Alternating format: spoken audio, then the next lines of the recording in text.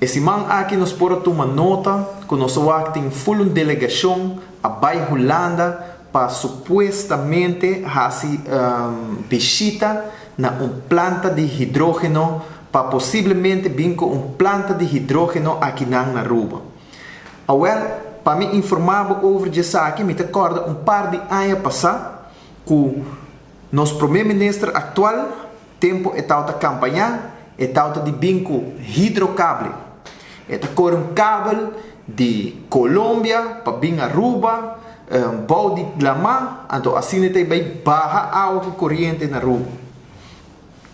Depois, ela permitiu que o bau de governação não vai legalizar cannabis, não vai fazer medicinal, não há com six promising sectors, depois não há com quantum LNG, para sobrar, ex-ministro Glamber Cruz e vai para diante PDVSA hora zero diante de refineria com ananting gente para habie depois na corre que mesmo gente que não quer vinco ne na vinco é consórcio de quantum onda quantum tá nenhum gente não sabe onda quantum tá te hasta que na terminar e prome agreement que não tá tem ne e na vinco LNG Eagle LNG também para nós vai importar gás LNG para barra corrente que me tudo isso aqui não turna a permitir que também bem para barra corrente e que nós estamos dia de hoje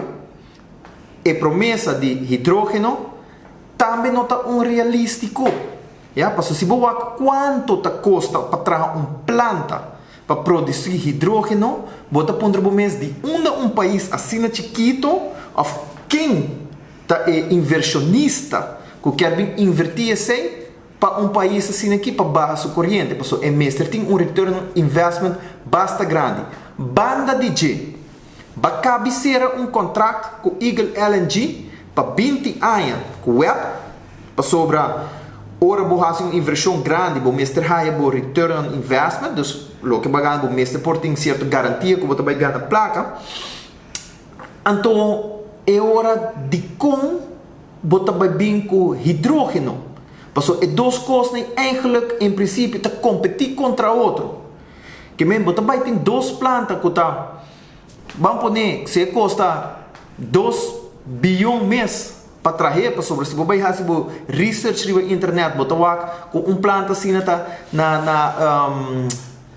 país na Ásia, me agora se como no tal de Dubai, Dubai, outro país tá na invertir de planta de hidrogênio que custa 5 bilhões. 5 bilhões. Então banda de dia não tem contrato cabo de gás. Quem não está ganhando? Quem não está ganhando?